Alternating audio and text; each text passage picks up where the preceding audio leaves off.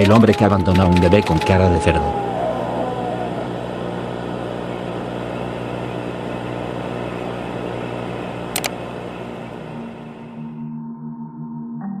Buenas noches, a toda la comunidad del Gato Macabro. Me llamo Juan, soy de por allá de los límites entre el Estado de México y Morelos, y les juro por mi jefita que esto que les voy a contar le pasó a mi abuela cuando era un escuincla de unos 10 años, allá por los 50, en una ranchería bien apartada llamada San Isidro. No había luz eléctrica, ni calles pavimentadas, solo un camino de terracería que llevaba a la carretera vieja. De noche, después de las 7, todo se ponía negro como boca de lobo, y el silencio era tan pesado que se oía hasta el viento entre los árboles. Mi abuela, que en paz descanse, era bien curiosa y siempre se asomaba por la rendija de la ventana cuando oía algo raro. Una de esas noches frías, oyó ruidos extraños, como de alguien arrastrando algo.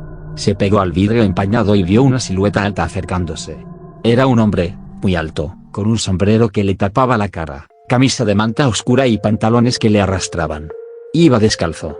O eso parecía, porque cuando la luna le pegó un rayito, mi abuela vio clarito que no eran pies, eran patas de caballo, pezuñas negras que dejaban hoyos profundos en la tierra. El tipo cargaba un costal grande de ayute sobre el hombro, de lo que se usaban cuando traen maíz o carbón. Se paró justo en la puerta de la casa principal y gritó con una voz ronca: «Óigame, familia. Tengan piedad. Cuídenme esto que traigo aquí, no puedo seguir con él. Se los encargo por el amor de Dios». Sin esperar respuesta, dejó caer el costal con un golpe hacia la puerta. De adentro salió un llanto, como de bebé de pocos días, un quejido que partía el alma. El hombre dio media vuelta y se alejó caminando rápido hacia el monte. Mi abuela, con el corazón a mil, lo siguió con la mirada. Y vio como esas patas de caballo pisaban fuerte, hasta que se perdió entre los árboles y la oscuridad se lo tragó entero. Los abuelos y los tíos de mi abuela salieron alarmados por el ruido y el llanto. Vieron el costal ahí tirado, moviéndose un poco, y el bebé llorando cada vez más fuerte. La bisabuela quiso abrirlo para cargarlo, pero el tatarabuelo, un hombre bien recio y desconfiado, los detuvo a todos. «Ni lo toquen. Déjenlo ahí. Nadie deja a un niño así en la noche. Vamos a llamar a la policía de pueblo, pero nadie lo abre hasta que vengan».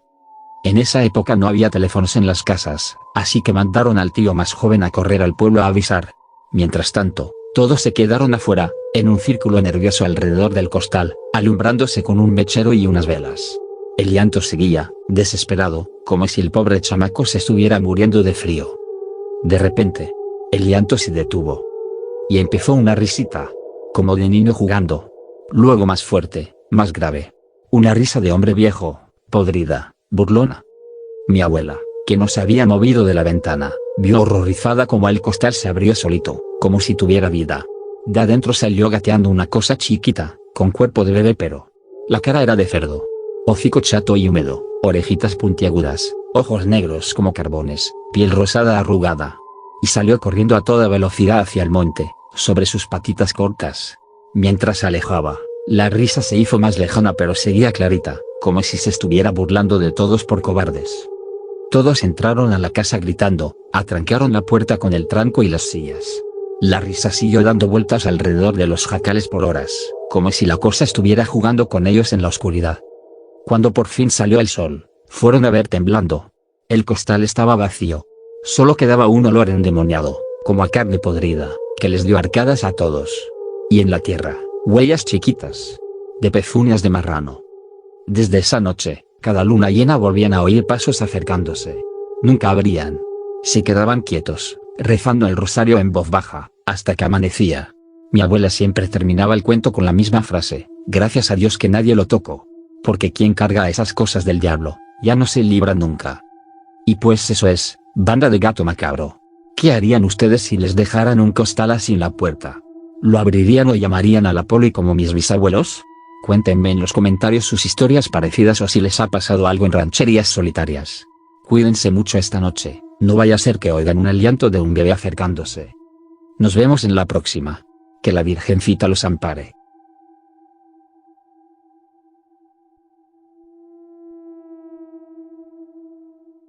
Mi papá atrapó a un toro en un círculo de sal.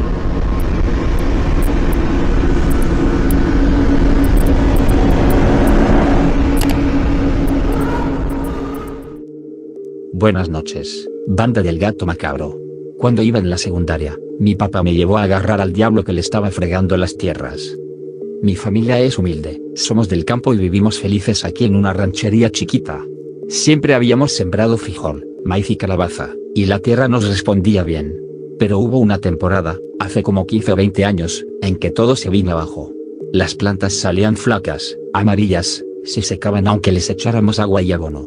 Al principio mi papá pensó que era plaga o que el suelo estaba cansado, así que se gastó un dineral que no teníamos en fertilizantes, insecticidas y hasta mandó a analizar la tierra. Nada. Todo seguía muriendo. Ya bien desesperado, mi abuela, que en paz descanse, le dijo: Felipe, ve con doña Mari, la curandera del pueblo. Ella ve lo que nadie más ve.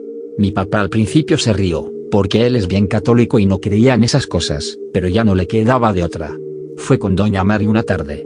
Ella ni lo dejó terminar de contar, le dijo que la tierra traía un trabajo bien fuerte, que le habían enterrado varias cosas con malicia para que no diera ni un grano. Que alguien le había ofrecido las tierras y hasta el alma de mi papá al diablo mismo a cambio de joderlo. Mi papá no le creyó del todo, hasta que una tarde se le hizo tarde regando el frijol.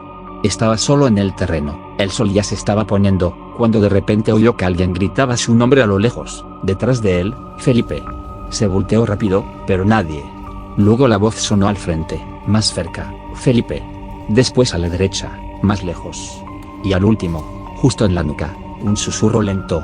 Sintió algo mojado en la piel, como aliento caliente, y un olor horrible a mariscos podridos, como pescado echado a perder que te pega en la cara. Se le erizó todo el cuerpo, pero no vio nada. Todo fue rapidísimo, ni tiempo de reaccionar. Al día siguiente volvió con doña Mari, ya sin dudas. Ella le dijo qué hacer para limpiar la tierra. Primero, excavar pozos profundos de como 4 metros en las 4 esquinas y en el centro del terreno.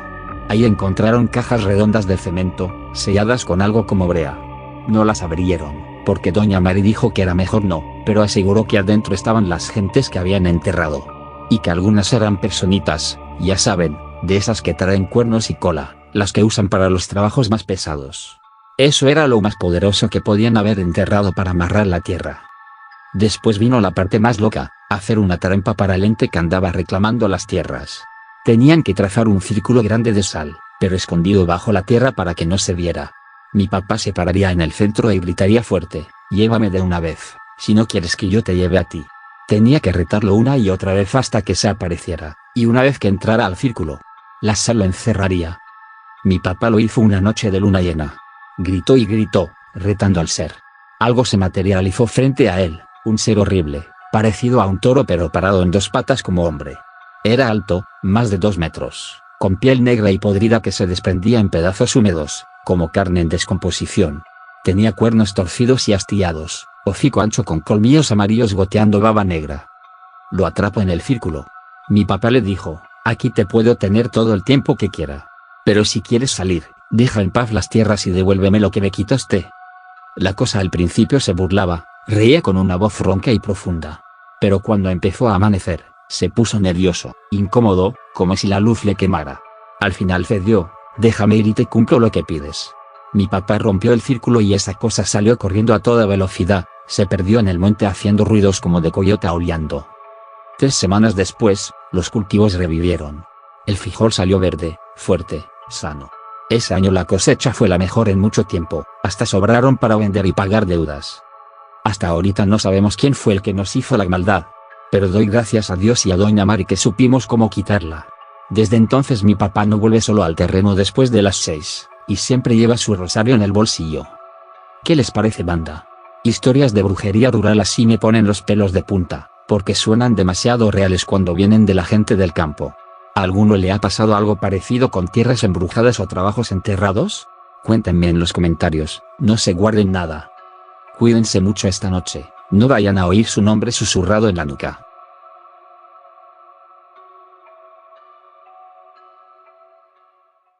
El perro en la azotea.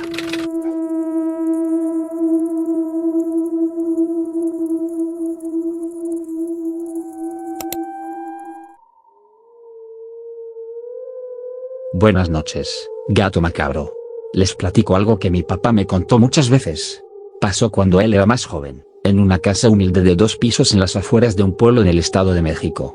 La protagonista era mi tía, la hermana mayor de mi abuela, Vivía sola con su perro pitbull gris llamado Arturo. Arturo era un perro grande, musculoso, de pelaje gris plomo. Lo tenían encadenado en la azotea porque no era amigable con nadie, ni con visitas, ni con vecinos, ni siquiera con mi tía a veces.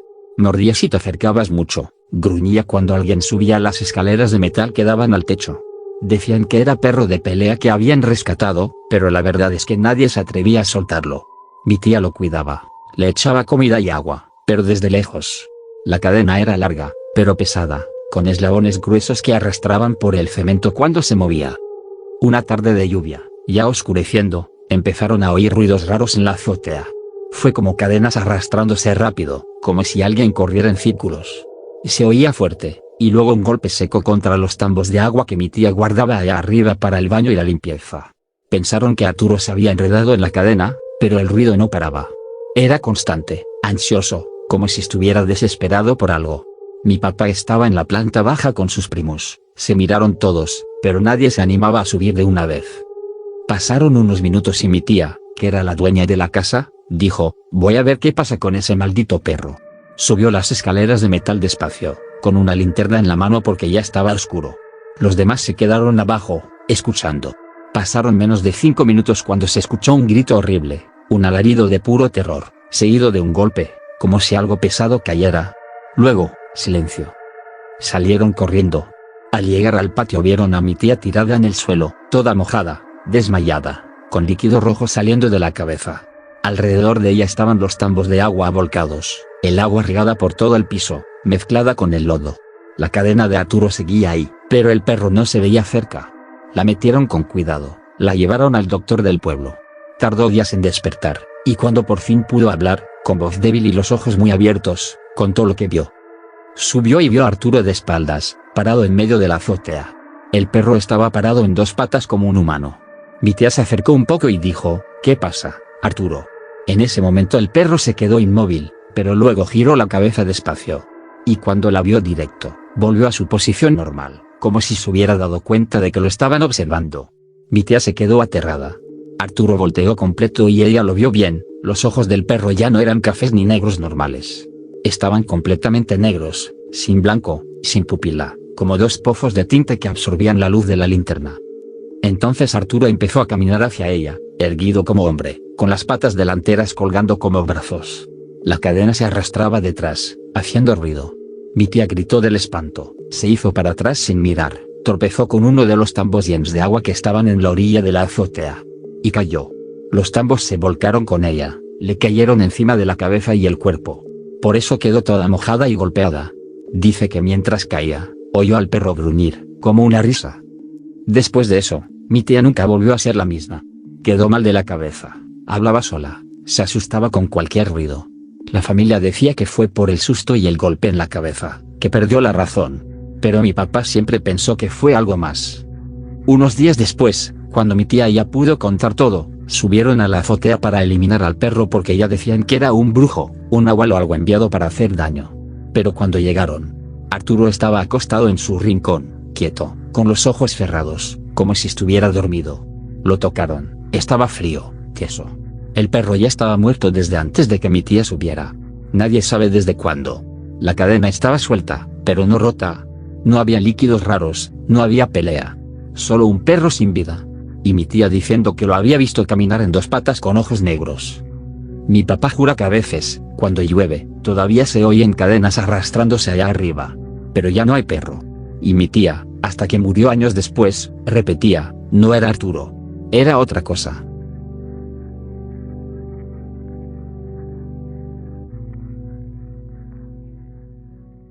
El cerdo que me sonrió.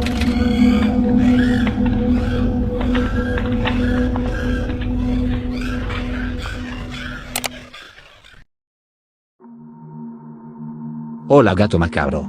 Un saludo a toda la comunidad macabra. Mi nombre es Christopher Ávila Matías y hoy vengo a desnudar un recuerdo que me sigue provocando temblores. Hay historias que en los pueblos se cuentan para asustar a los niños, pero cuando te toca ver lo que habita en las sombras de Puebla, entendemos que el miedo no es un juego. Todo ocurrió hace 8 años, en San Miguel Ocotenco, un pueblito perdido entre los cerros de Puebla. Yo tenía apenas 13 años y trabajaba con mi abuelo en un rancho aislado, Una mancha de tierra y corrales a orillas de una carretera que parecía no llevar a ninguna parte. El rancho era grande pero viejo, cercas de alambre oxidado, un corral para borregos, otro para cerdos, vacas flacas pastando en el potrero y perros guardianes que ladraban a todo lo que se moviera. Mi labor era simple, alimentar a las bestias al amanecer y al atardecer. Para un niño inocente como yo, eran solo animales. No sabía que, a veces, la piel de un animal es solo un disfraz. Aquella noche nos quedamos a velar porque mi abuelo sospechaba que alguien andaba robando gallinas o soltando el ganado. El rancho tenía una estructura de 3 pisos, en la planta baja el corral y las trojes, en el segundo los cuartos de herramientas y escopetas, y en la cima 2 cuartitos fríos, uno para las lámparas de gasolina y las armas, y otro con nuestras camas de metal y petates. El plan era vigilar hasta la 1 de la mañana, pero el silencio era absoluto. Un silencio aterrador, ni el mugido lejano de una vaca. Nada. A las 10, mi abuelo, confiado por la calma, decidió que durmiéramos temprano. Nos esperaba la cosecha de maíz al alba y él decía que el cuerpo necesita descanso. Caímos en un sueño pesado, hasta que el reloj marcó las 3 de la mañana. Me despertó un coro de agonía. Los animales no gruñían, gritaban. Era un sonido de puro terror animal, un estruendo de pezuñas golpeando las cercas, borregos balando como si los degollaran vivos, vacas mugiendo desesperadas y los perros ladrando con furia. El rancho entero parecía en pánico. Sin querer despertar a mi abuelo, cometí el error que me marcaría de por vida, decidí asomarme solo. Caminé descalzo hacia el cuarto de las herramientas, tomé la linterna vieja de pilas y corté la oscuridad con el haz de luz amarilla. Bajé las escaleras de madera que crujían. Alumbré primero el corral de los borregos, estaban amontonados en una esquina, asfixiándose entre ellos para alejarse de algo. Los perros, atados a sus casas, tiraban de las cadenas con tanta fuerza que parecía que se iban a romper el cuello, ladrando hacia un punto ciego detrás del árbol grande que estaba en medio del potrero. Moví la luz 5 metros más allá y ahí lo vi. Era un cerdo. Un cerdo enorme, inmóvil, bajo la sombra del árbol. Pensé que se había escapado del corral o que alguien lo había soltado para asustarnos. El animal estaba quieto, con la cabeza baja, como si oliera el suelo. Me di la vuelta para subir corriendo y despertar a mi abuelo. Fue entonces cuando el aire se congeló en mis pulmones. A mis espaldas surgió una carcajada. No era un gruñido de cerdo, no era un chillido animal. Era una risa histérica y burlona de un hombre adulto, grave, que retumbaba en la noche como si viniera de todas partes. Me acerqué al borde del muro bajo, temblando de pies a cabeza, y bajé la luz despacio. Lo que vi desafía cualquier lógica. El cerdo ya no era una masa de grasa y fuerza bruta. Ahora su cuerpo lucía flácido, escurrido, como si la carne se le estuviera despegando de los huesos. La piel colgaba en pliegues húmedos, rosada y negra en partes, como si se estuviera pudriendo por dentro. Pero lo peor fue su postura. Aquella cosa estaba erguida sobre 2 patas, manteniendo el equilibrio con una destreza humana imposible. Las pezuñas traseras clavadas en la tierra, las delanteras colgando como brazos flojos. Cuando mi linterna iluminó su cara por completo, la criatura me miró fijamente. Y me sonrió. Una sonrisa humana, llena de dientes amarillentos, cargada de una malicia que me detuvo el corazón. Los ojos eran pequeños, negros, en esa mueca había inteligencia, burla, placer puro por el terror que me causaba. Se enderezó por completo, como si posara para mí, y con una agilidad sobrenatural comenzó a correr en 2 patas hacia los muros de 5 metros que rodeaban el rancho. Antes de saltar y perderse en la negrura de la noche, giró la cabeza una última vez para regalarme esa maldita sonrisa por última vez. Luego saltó como si no pesara nada y desapareció entre los nopales y la oscuridad. Pasé el resto de la madrugada hecho un ovillo en mi cama, orando en un susurro, sintiendo que en cualquier momento esa cosa treparía hasta mi ventana y me sonreiría desde afuera. Al amanecer, el silencio del campo me pareció una burla. Los animales estaban tranquilos otra vez, como si nada hubiera pasado. Días después, el miedo me obligó a hablar. Mi madre y mi abuelo no se rieron. Mi abuelo se persignó y confesó que siempre había visto sombras moviéndose entre los animales, que había escuchado lamentos humanos saliendo de los corrales en noches de luna, pero que lo mío era distinto. Yo había visto a un nahual. Una entidad que no venía solo por el ganado, sino que disfrutaba del terror que dejaba a su paso. Dijo que en esos rumbos de Puebla hay nahuales que eligen formas de cerdo porque son animales fuertes, sucios y que nadie les presta atención hasta que es tarde. Hoy, San Miguel Ocotenco sigue ahí, el rancho sigue en pie, y yo sigo recordando a ese cerdo en mis momentos de más miedo. Déjame decirte que no es lo único que me ha pasado. Si gustas que te cuente mis demás experiencias, dímelo y te las contaré, pero esta del cerdo fue la que más me marcó en mi vida. Ahora sé que, a veces, detrás de la mirada de un simple animal, hay alguien que se ríe de nosotros.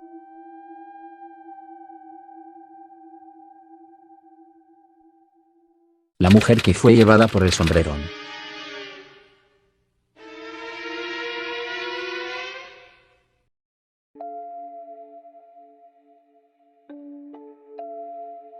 Buenas, gato macabro. Les platico una historia que mi abuelita me contaba, como si tuviera miedo de que el sombrerón la oyera. Sucede en un municipio chiquito de Chiapas, donde las casas son rodeadas de cafetales y cerros. Hace muchos años, allá por los 70, vivía una señora llamada Doña Rosa. Era viuda, trabajadora, se levantan a las 3 de la madrugada para moler maíz en el metate, preparar las tortillas y mandar a los hijos a la escuela. Esa noche, como tantas otras, salió con su costal de maíz nixtamalizado al hombro, caminando por el sendero empedrado que iba del jacal a la casa de la comadre que tenía el molino. Los vecinos dicen que todo estaba quieto. De repente, un grito desgarrador rompió la madrugada. Fue un alarido de terror puro, como si el alma se le saliera del cuerpo.